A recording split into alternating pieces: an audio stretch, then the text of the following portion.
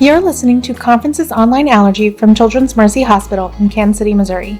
Today is August 8th, 2025. Our topic today is Update on Coding for Allergy. This is presented by Dr. Gary Gross from Dallas Allergy and Asthma Center.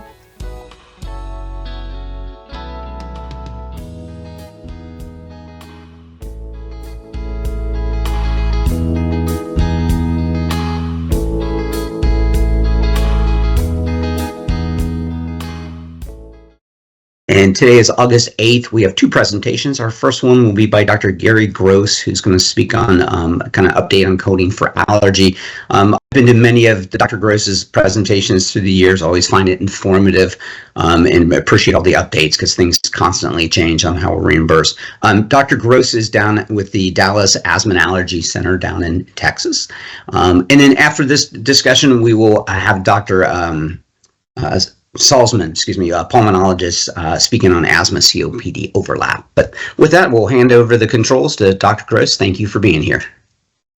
Thank you. Appreciate the invitation, Chris. And this is a topic that I was handed many years ago and was told, well, this is going to be easy. It's just some little things that you have to do. So our conference today, really, we have three major objectives. I want you to understand the general requirements of coding and recognizing problems that you may have in coding in the allergy space. And more importantly, I'm going to try to give you some places where you can go to find answers to coding changes and questions that you might have when I'm not around. So we'll start with the big question: why do we do this? Why do we have to go through coding when it's not really taking care of our patients? Well, it's because we depend on insurance companies to pay us for our work, and so the payers want some documentation that we've done the things that we are supposed to be doing, and they pay us for those things. Now, one of the things that insurance companies have come to require is so-called medical necessity, and that is if someone looked at your chart and what you did, would they consider it necessary from a medical standpoint? And the reason for that is you can so-called upcode or charge more or do more things, but if it wasn't medically necessary, then the insurance company doesn't feel it's appropriate to pay for that. And then the other thing is that you have to have the appropriate diagnostic codes and therapeutic codes so that if you're, for instance, seeing a patient that has allergic rhinitis, you're not going to do pulmonary function tests. But if the diagnosis is asthma, then pulmonary function tests are pretty reasonable. Two of the things that are looked at and that we'll talk about today in terms of codes are the level of service code. That's the office visit codes when you see a patient. What level of service are you providing? And then diagnosis codes and how you arrive at those codes. The other thing that's important, it's probably less so now for allergy, is the place of service. And most commonly you're seeing a patient in an office, so the place of service would be an office setting. But there are place of service codes for telehealth visits and also a different place of service for hospitals. So when we used to go across the street to the hospital to do testing for penicillin, for instance, we would use a different place of service code and we would be paid differently for that service. So where do you find all these things? How do you get to all these things? Well, the first and foremost place that you look is the CPT book. And this is the kind of the Bible of coding, for at least for CPT codes. It comes out every year. There are not a lot of changes usually in the allergy section, but it's important to have the current codes when you're seeing a patient because we're instructed to use the code that is appropriate at the time the patient is seen. So if you're using last year's book and there was a change in the coding, then that code is no longer appropriate on the day of service when you're seeing the patient. I personally use the PDF version primarily for this, and I have it on all my computers. So that I can look up the code if I need to quickly. And I'll give you some other sites that you can use.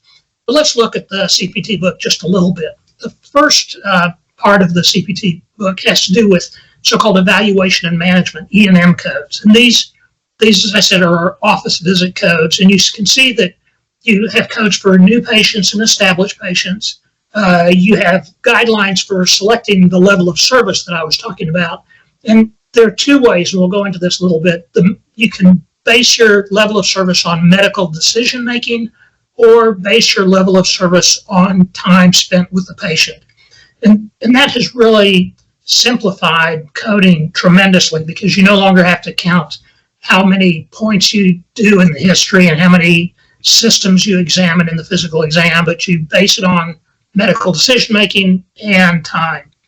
Then a little simple chart that's in the CPT book is this, where they show a new patient codes. And I'll go over a couple of things with you that are important here. You can see on the left-hand side, the office or other outpatient services for new patient. And across the top, it says code. And so you see 4 levels, 99202, 99203, 99204, and 99205.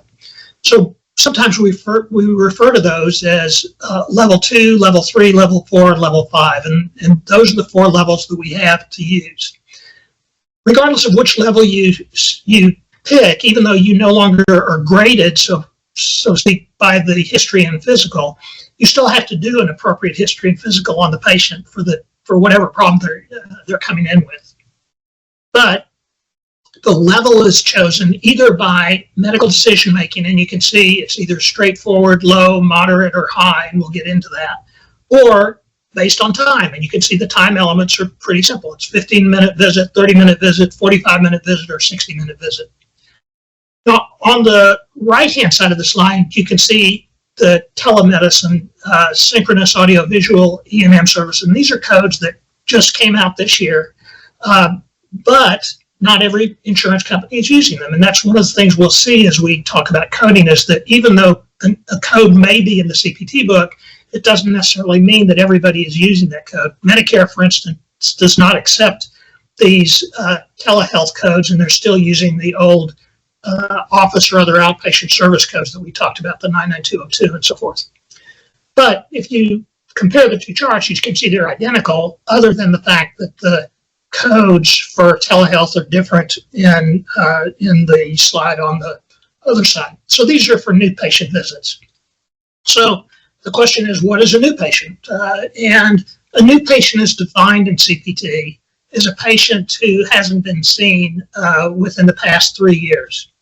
And when you say that, you have to recognize that it's not necessarily just a patient that you haven't seen in the past 3 years, but if you're in a group with other providers, it can't be anyone in that group that has seen that patient in the past 3 years, as long as they are in the same specialty. So if you were in practice with another allergist and they had seen the patient within those 3 years, that would be a follow-up patient to you, even though you may have never seen the patient before. They're considered by CPT to be a follow-up patient.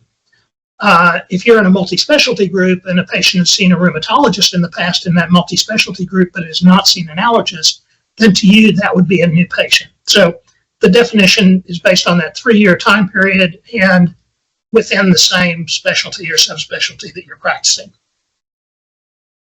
So I mentioned that the coding changed. It actually changed in 2021 when we were allowed to use different times for coding. So I said before that there were times that you could determine the level of service, and that time includes all of the time that you spend on that patient on that day of service. So you might see a patient at 9 o'clock in the morning and spend 10 or 15 minutes with the patient, but then during that visit you find out that they had some testing done, or they had had some other procedures done at some other hospital, and so you have to find the information. So you go in and spend time looking for the information and documenting all that. And then after you've done all that, you have to document your note in the chart. So all of the time that you spend on that patient during that period, that day, counts toward the time spent. So you add up all the time that you've spent on that patient, whether it's writing your note or communicating with other doctors or anything else that you have done, and that goes into the total time that you determine the level of service for that patient for that day. Oops. So the other way that you can determine the level of service is medical decision making. And medical decision making has 3 major elements. The first thing that you look at are the problems addressed, and we'll define that in just a minute, but it's the number and complexity of the problems that you address during the visit. So you see a patient and you go over all of the history and find out what's going on, how many acute illnesses they have, how many chronic illnesses they have, and so forth, and that helps determine the level of the service that you provide. The second thing is the data. What are you reviewing? And it's the amount and complexity of data. So this can include medical records, testing that they've had. You can get, for instance, a CT scan of somebody's sinuses, and you may interpret that yourself, and that adds to the level of service that you're providing. Or you may have to call another practitioner and talk about the problems that the patient has, and that all counts toward the amount and complexity of data that you're reviewing. And then the final element of medical decision making is risk. So risk is potential morbidity and mortality, and it's both the options that you select, but also it may be options that you consider. For instance, you may have a very severe asthmatic in your office, and you're thinking, well, their FEV1 is less than a liter, and they really need to be in the hospital. And then after you talk to the family and the patient, the decision is made to keep him out of the hospital for a night, to watch him, to follow him. And so he's not hospitalized or she's not hospitalized, but that was a consideration during the time that you saw the patient. So that increases the risk. That increases the level of potential risk. So we have basically those 4 levels of medical decision making you saw on the chart before. Straightforward, which is a minor problem, low, moderate, and high. And this is directly from the CPT. I just lifted this out of the CPT book, so you can look at it there. It's not anything magic. It's level 2 and level 3 of CPT, and you can see, going from the left to the right, you can see that you first look at the number and complexity of the problems addressed at the encounter. Then in the middle column, you can see the amount and complexity of data to be reviewed. And then on the right-hand side, you can see the risk that's involved. And so in a straightforward level 2 visit, you're looking at self-limited or minor problems, no real data to be analyzed, and minimal risk to the patient. Once you get to the second level of medical decision making, you're already at a level 3, 99203 or 99213 visit.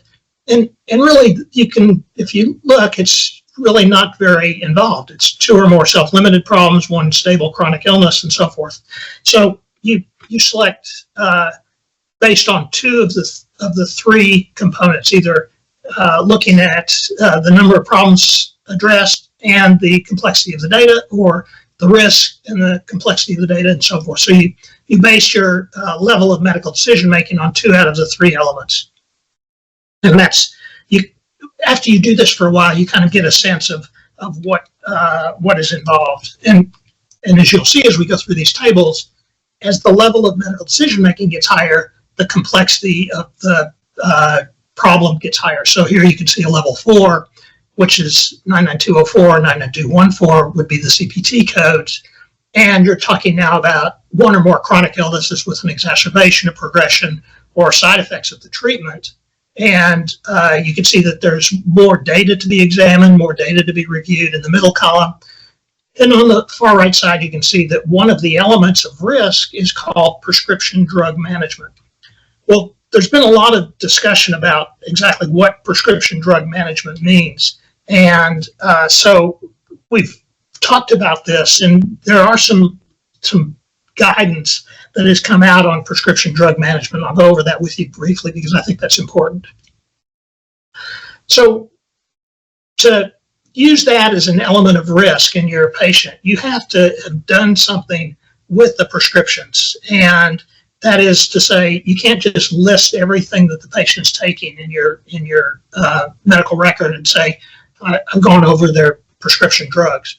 You have to identify something, like you might have a patient that comes in with hypertension and you want to decide, should I give them a decongestant? So that would be prescription drug management, because you're looking at the drug, you're thinking about side effects, you're looking at other diagnoses, and that all is part of your evaluation of whether or not you give that patient that has chronic sinus disease a decongestant. And then when you write out your decision about what you're going to do with the patient, it's nice to, instead of just saying refill meds or refill, controller inhaler for asthma, you say something about the asthma is stable, it's well controlled, and that you're going to continue a specific inhaler on a regular basis and what you're going to do in terms of follow-up. So you've taken into account the medicine they're taking, potential side effects, and other diseases they might have that would cause you to decide on that drug or decide not to give that drug if that was the case. So that's kind of the way you get to prescription drug management, and it's not just a listing of a lot of drugs.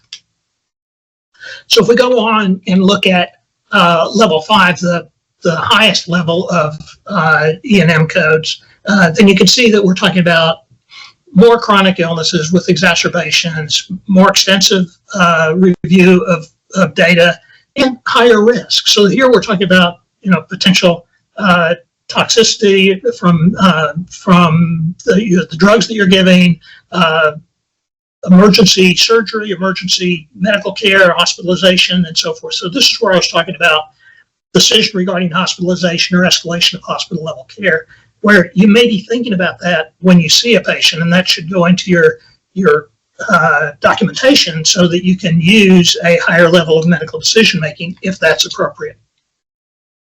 So just some caveats on medical decision making. You can't just list a lot of diagnoses. The patient may have a lot of things wrong with them. They may have congestive heart failure, they may have arrhythmias, they may have a lot of other things that they tell you about, but unless you actually address them and do something about them during the visit, that's not a problem that goes into the medical decision making. Unless, of course, with an arrhythmia, you decide not to give a drug that might enhance that arrhythmia. So a problem is addressed or managed when it is evaluated or treated at an encounter. So it has to be something that you've evaluated or treated when you're seeing the patient. If you're not going to do anything about their congestive failure, that's not a problem that you've addressed.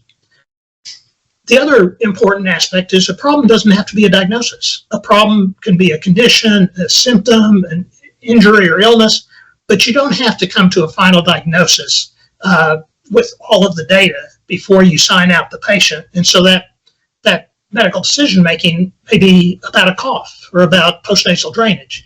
It doesn't have to be allergic rhinitis or cough variant asthma as a final diagnosis. So you can use symptoms in terms of your list of problems. And when you address those during a visit, that's considered a problem that's been addressed. So that's kind of new patient and how we do it. Here's time, and this is really simple. I mean, you can see here 99202 is 15 to 29 minutes. So spelled incorrectly, but it should be minutes. So time, you use the element, as I said before, the entire time that you spent with that patient on that date of service.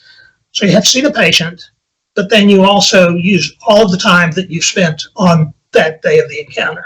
And you can see that it goes up to 74 minutes, and when you go beyond that, there's another code called a prolonged service code that we'll go into in a minute. So for follow-up visits, the 99212 and so forth, the timing is shorter. So it's 10 to 20 minutes, or 10 to 19 minutes for a level 2, 20 to 29 minutes for a level 3, and so forth. And then again, a prolonged service visit if you go on beyond that. So let's talk a little bit about what we consider time. I told you before, it's all the things that you do after the face-to-face encounter with the patient. So it's all the things that you do personally. You do not include time spent by the clinical staff. So if staff is doing something with your patient, but you're not doing that, that time doesn't count. Additionally, if say you order a pulmonary function test and the patient goes back and does the pulmonary function test and you interpret those tests, then that time that they're doing the pulmonary function test is staff time. It's not your time, so that's not included. Skin test is the same way. Patient's getting skin tested, you interpret the test and you write a report. that part of the time is already paid for in the skin testing, so you can't include that in terms of your time for level of service. And then down at the bottom is the full 15 minutes is required to report a prolonged service code. And we'll talk about timed codes in a minute, but there are charts in CPT that help with some of this and show you how to do this. So I'll show you those in a minute. But another chart from the CPT book, just like we saw before, but the earlier one was a new patient visit. This is an established patient visit. And you can see they're very similar. Interestingly, in office and follow-up visits, there was an old code that was retained by CPT, the 99211, which is really a nursing visit code. There's no provider involvement, so you don't have to see the patient. The patient may be coming in for something that you've asked them to come back for. Most typically is something like a blood pressure check or something like that, and somebody else does it, and you just look at the information later. But the 4 levels of service that we as providers are involved with are the 992, 2, 3, 4, and 5. And you can see, similar to what we saw with the new patients, there are medical decision-making options for deciding the level, or there are time options for deciding the level. And you can see that the time options only go up to a certain time. And so anything beyond that time becomes a prolonged service. And so again, going back to the CPT book, there are prolonged service codes. And the one that we would use if we had the patient in the office and we're seeing them that day would be the 99417, a prolonged outpatient evaluation management service with or without direct patient contact. So, and again, this is from CPT, it's just pulled directly from the book. And you can see that if it's a new patient visit and you've reached a level 5 down on the lower left-hand side of the slide, you can see that the prolonged service code would come into effect at 75 minutes, and then you would use an additional add-on code for another 15 minutes after the 90-minute time point. And then for a follow-up or a established patient, after 55 minutes, you would add on the 99417. So these prolonged service codes are called add-on codes. So you would have the 99215 as your first code and 99417 as your second code, showing that you had done a level 5 visit and you spent more time with the patient, so you added on more time. And one of the things that we do that we probably don't get paid for is that we spend a lot of time going over patient records. So you may see a patient who's been in the hospital for an anaphylactic reaction, and they have hospital ER notes, and they have a lot of records that you have to review. You may get that information either before or after you've seen the patient. So it may come to you before the patient comes to the office because you got the referral and you have access to the records, or the patient may see you on Monday and tell you about the incident. And so on Tuesday, Wednesday, or Thursday, you may get the records from the hospital. So you're not seeing the patient on that same day. But you can actually bill for that time. So you can bill for the amount of time that you spend on a patient, even without direct face-to-face contact. And that's the table that's shown on the right-hand side at the bottom of the slide. And that's the 99358 prolonged service code. So if you're spending 30 minutes evaluating a patient or a patient record, then you can actually bill for that time. Now, the patient may, because you're billing the patient's insurance, they may be required to pay a copay. So you have to make sure the patient understands what's happening and that you're spending time in taking care of them. And that's the reason that they're getting a bill. But it's something that, and if you're spending a lot of time doing it, then that's something that you should think about and know that there are codes available to be paid for the time that you're spending. One of the sites that I like when you have questions about things like E&M services, evaluation management services, is called Medical Learning Network. You can see MLN at the top of this booklet. And Medical Learning Network is a aspect of Medicare where they provide informational services to us that help define some of the codes they use, some of the aspects of documentation, what they require with signatures and so forth. So you can actually get on the listserv for the Medical Learning Network, and you'll get an email saying, there's a new Medical Learning Network out, and they'll tell you what it's about. And if it's about surgery or something, you can delete it. But if it's about something that you would use on a regular basis, it's something that's nice to have and to use. And another example of this Medical Learning Network is telehealth or remote patient monitoring, a booklet that just came out in April of this year. And so we can talk a little bit about the telehealth codes. There are two different ways that we look at monitoring. And one is remote physiologic monitoring, where we're looking at some physiologic aspect of the patient, maybe spirometry. And there are three codes that are used, and you'll see this mirrored for remote therapeutic monitoring in just a minute. But there's this 99453 code, which is used to educate the patient about the device, set up the device, make sure it's working, and the patient is familiar with it. So that's the first code. The second code is 99454, which is used to report the supply, that you've supplied the device for the patient. And it's billed on a 30-day period. So if a patient uses the device more than half of that time, 16 days, for instance, then you can bill the 99454. And then the final codes have to do with the management. So once you get those data in, once you have access to the data, you understand what's going on, then you manage the patient, and you can talk to the patient and figure out what you're going to do. And that's, as you can see, the first completed 20 minutes. So it's setup, supply, and management. And on this slide, you can see for remote therapeutic monitoring, as you know, some of the inhalers now have devices where they can read the number of puffs or decide or determine what time a patient took a medicine. And so if you're looking at their therapeutic compliance and so forth, you can use the setup codes, the supply codes, and the management codes, which are different codes from physiologic monitoring, but the concept is the same across both. So different codes, but kind of the same concept. Okay. Some things that practices are doing, and there are companies now that are kind of doing this for you and helping with these devices so that they can help you manage your patients remotely. We'll talk specifically, and this is again CPT, we'll talk specifically about allergy and some of the codes that we have.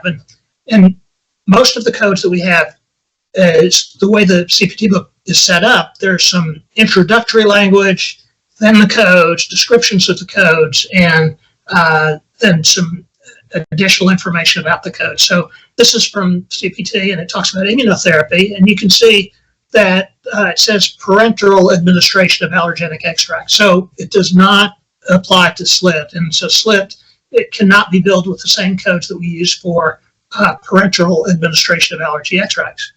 And it also says that appropriate diagnostic procedures coordinated with clinical judgment and so forth. So you have to have a reason for doing things. If you're going to do skin testing, you have to have a reason for doing skin testing. If you're doing pulmonary functions, you have to have a reason for doing it. So that should be documented in your note.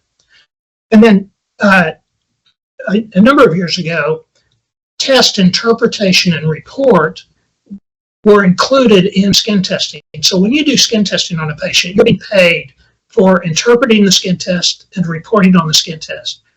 That's not part of an E&M visit, that's part of skin testing. And so a lot of confusion has arisen because insurance companies don't like to pay us if we do skin testing and see a patient for a separate identifiable reason on the same visit. But they should. And so you may get a denial of your services, but then if you appeal and explain, well, I saw this patient and they came in and they had these symptoms, and we discussed this, and I did a thorough history and a physical, and I determined that they had allergic rhinitis. And so as a separate component, I did allergy testing to determine what was causing their allergic rhinitis. And that was not part of the E&M visit. That test and interpretation was a different component. And you use a modifier 25 on the E&M visit in that situation. But you should be paid for both, not just one of the two things that you did. When we give allergy shots, when we do allergy testing, we use codes that are specific for that testing. Percutaneous test is at the top, you can see it's 95004.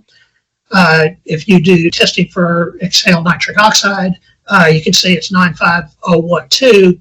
But again, even though it's in the CPT book, not all insurance companies will pay for it. So it's important to follow up when you bill an insurance company to see if they have paid you for the service that you provide, because otherwise you need to make arrangements either for the patient to pay for that service specifically, or to not do that service if you're not going to get paid for it.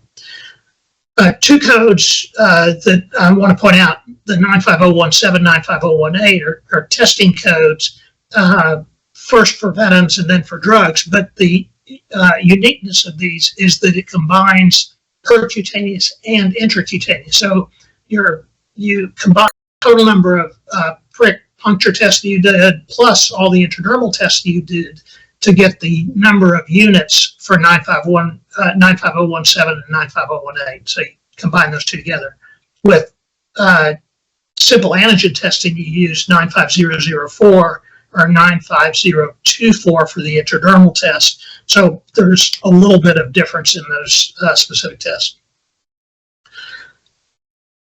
When you do an ingestion challenge, whether it's for testing for foods or testing for a drug, you get paid for the first hour of the test. It says, if you look at down toward the bottom where it says 95076, it says initial 120 minutes. So that's 2 hours of testing.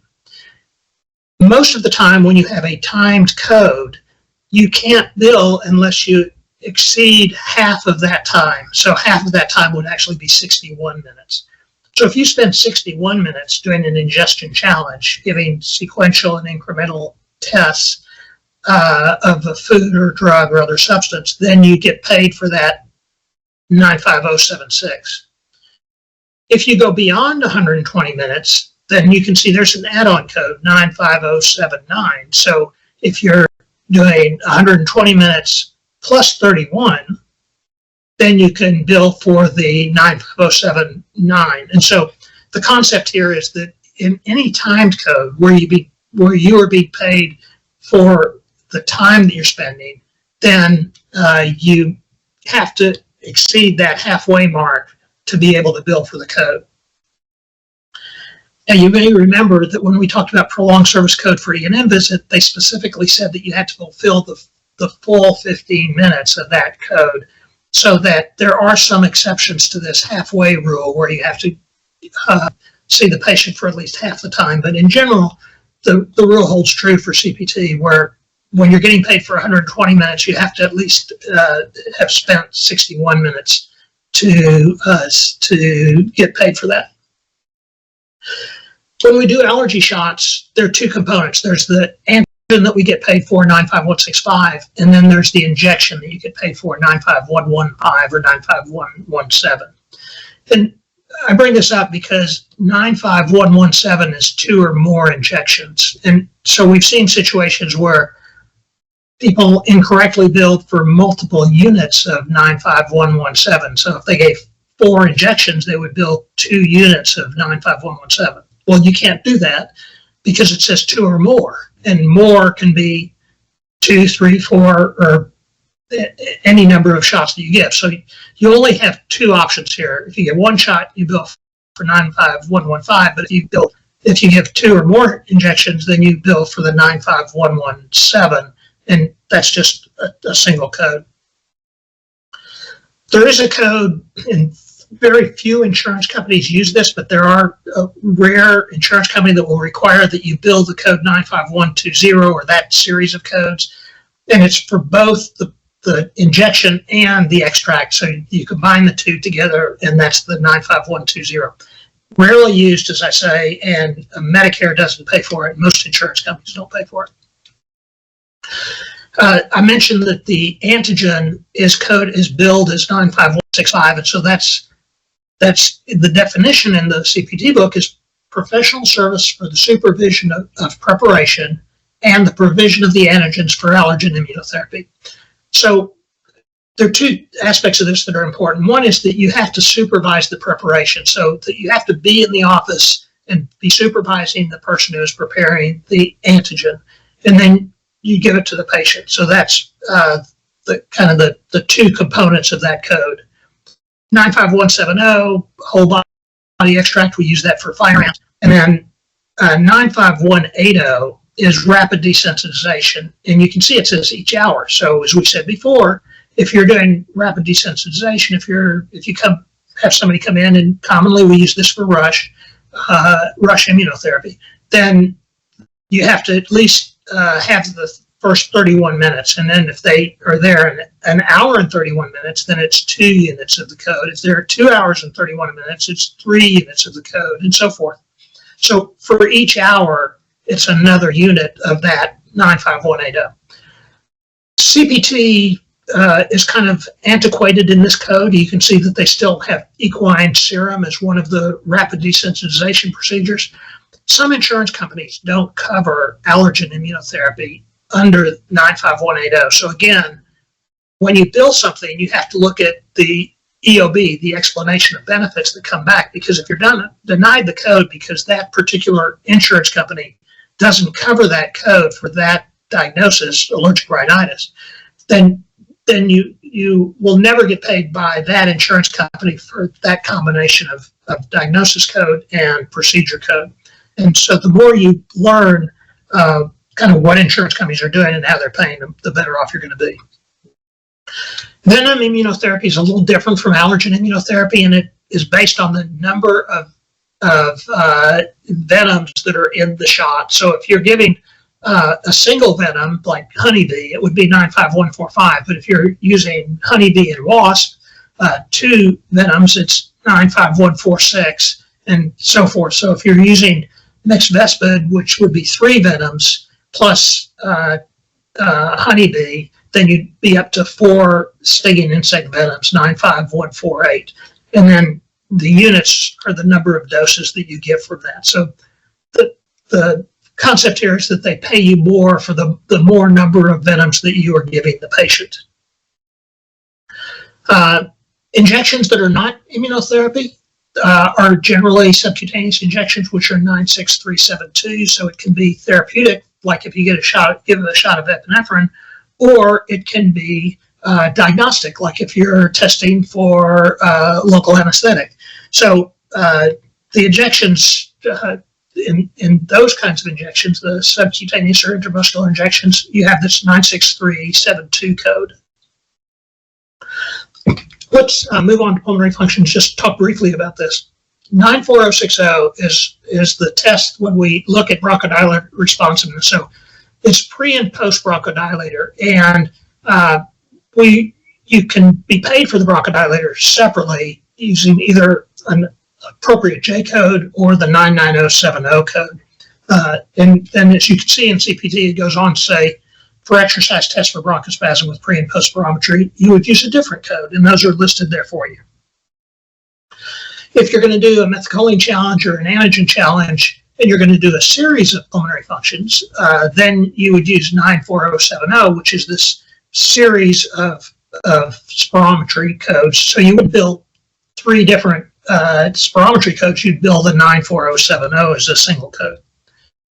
And another code that we use frequently is the 94640. If you have somebody come in the office and their asthma's out of control and you want to try and control them so you don't have to send them across the street to the hospital, then you give them a nebulizer and you bill it as a 94640. If you give them a treatment, as you can see down at the bottom, if you give them a treatment and they don't respond and you want to give them a second treatment, then you bill for both and you use a modifier 76 that says I did 2 of the same procedures on the same day of service, and I'd like to be paid for both of those. One of the things we do frequently is we try and help our patients understand how to use metered dose inhalers. And, many doctors give pills and you don't have to explain how to take a pill. It should be pretty self-evident. So that doesn't get paid for. But metered dose inhalers and nebulizers and so forth, not everybody uses them correctly. And so it's important for us and for the patient to learn how to use it correctly. And so we spend time doing that. You can be paid for that. So if you build a 94664 code after you've taught somebody how to use a metered dose inhaler, you should be paid for that. And this is one of the codes, like the codes we talked about before, where we do prolonged service, where we're going over records, where a lot of people don't bill for these codes, but you could, and you probably should, because you're spending the time doing it. We're going to talk a minute about HCPCS codes. Now, this is HCPCS are codes that are healthcare common procedural coding system. So that's where this came from. And recently, some of the codes have changed, which I'll show you. So you can find these codes. Again, another website that I use a lot is the cms.gov, and I probably Googled HCPCS codes to find this particular site. But these websites can really help you. And if you went to this site, you can see that there actually is a report from July 2025 on alphanumeric codes, HCPCS codes, which was just updated. And if you go to that area, you can see that the epinephrine injection codes changed in July of 2025, so that if you build the old code that wasn't appropriate for the time of service, you wouldn't be paid for it. But if you build these new codes, these J0165 codes and so forth, then you would get paid. Now, you're not going to get paid a lot, because you can see on the right-hand side of the slide that the codes are based on 0.1 milligrams, and they're anywhere from 50 cents to a couple of dollars. So if you buy epinephrine and give it to the patients, then you should be paid for that. But again, if you don't use the right code, you're not going to get paid. HCPCS codes has its own website. So this is, you can see up at the top, it's a website that you can go to and you can search in the search box. And what I did is I just put in peak flow meters. So if you're supplying peak flow meters, if you buy a bunch of peak flow meters on Amazon or someplace and you then supply them to your patients to try and help manage their asthma, you can see that there is a HCPCS code for the handheld peak flow meter. So it's A4614. So when you do things like that, you can actually get paid for that service. A more common HCPCS code that I'd like for you to learn about is this G2211. So what is it? It's a code that was developed for people who are taking care of patients who require longitudinal care. So you do an E&M visit, and you are taking care of patients' asthma, for instance, and you spend more time with that patient than somebody else. And so Medicare came up with this idea that because the conversion factor was low, that they would add another add-on code, this G2211, to offset that conversion factor reduction by increasing the payment that we got for time spent with the patient. Last year, the reimbursement was about $16.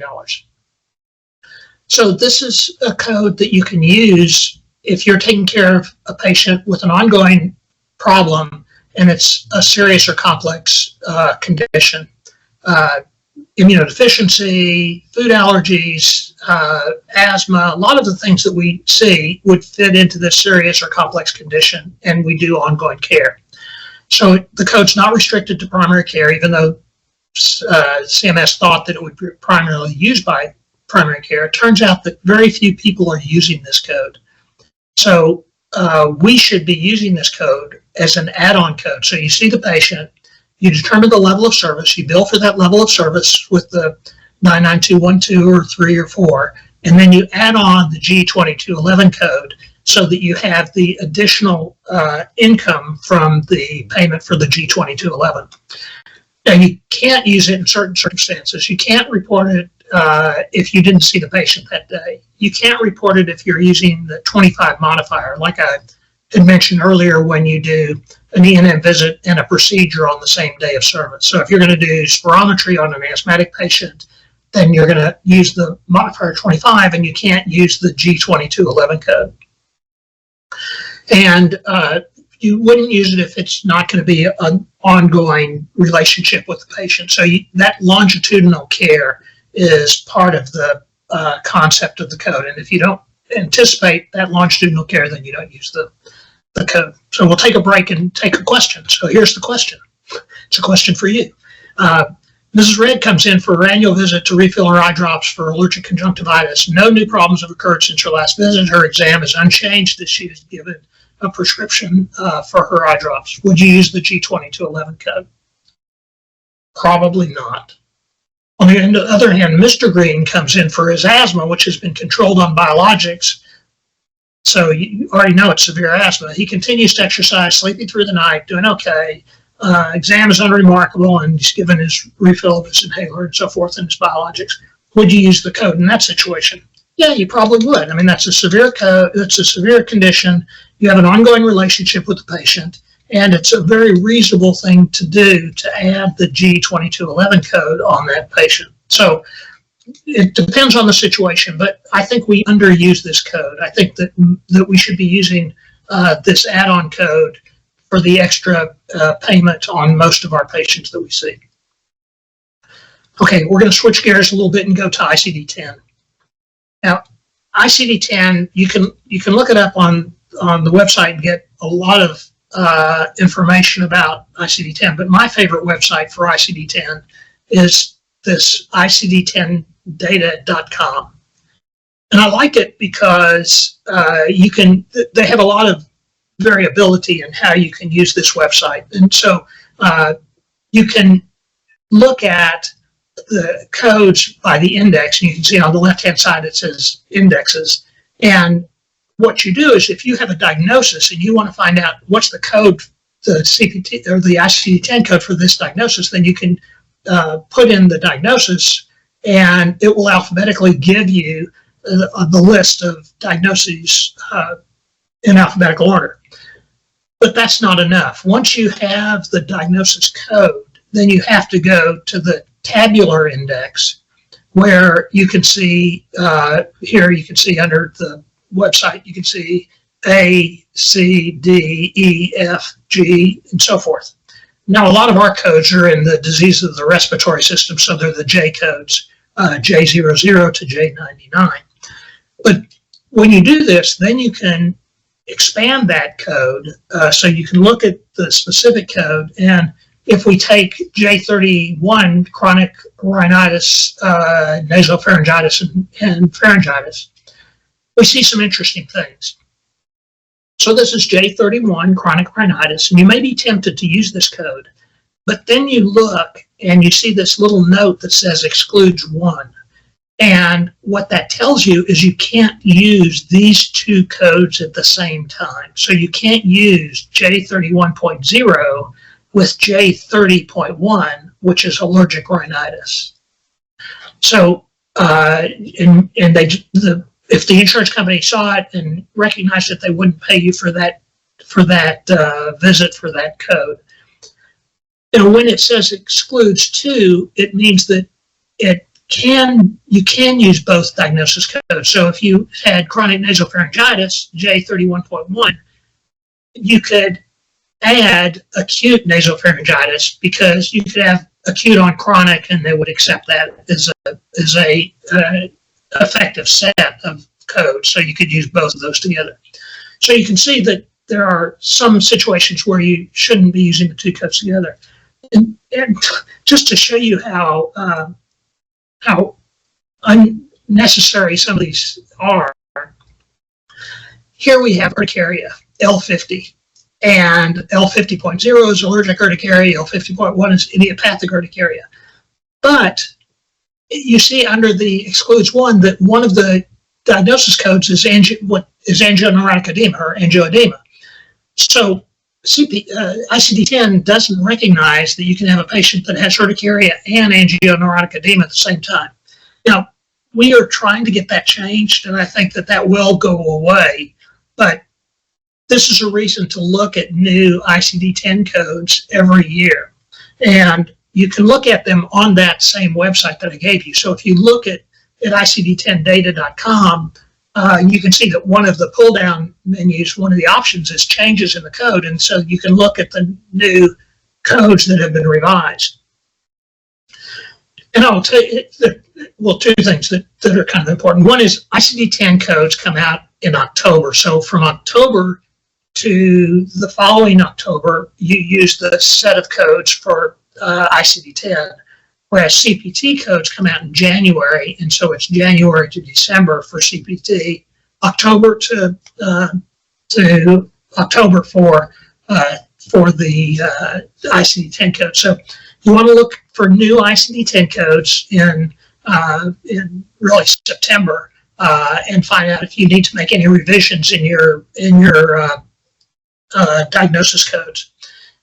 You know, they're actually out now for 2026, not on the website yet, but they are available. And so I will tell you that there are some codes for food allergy that are going to be changed in 2026 that you have to look at, because if you use the old code, the 2025 codes in October of 2026, then you're not using the correct code. And so somebody may decide that they don't want to pay you for that. So again, important to get the new codes, important to look at that and get the updated version. And some other sites that I think you should recognize and be familiar with to look for coding questions that you might have. You can see the college has practice management, coding, and payments, and we have a lot of information. We have a toolkits out there for coding. We have a lot of information about different procedures that you will do that you'll need coding information, and we have a frequently asked questions area on the website. The Academy also has coding on their website, and there's a American Association of Professional Coders who also have coding information on their website that you can go to. My first place that I always go when I get asked a coding question is I put it in Google, and I just say, you know, what's the answer, and I get a bunch of different options. So I look at one that I know is reliable, and I go to that site and look for an answer. So whenever I get a coding question, I mean, the first thing I do is just put it in Google and see what happens. And so I would encourage you to try that and see what comes up if you have a coding question. If you can't get the answer, then of course come to us and we'll try and get you an answer.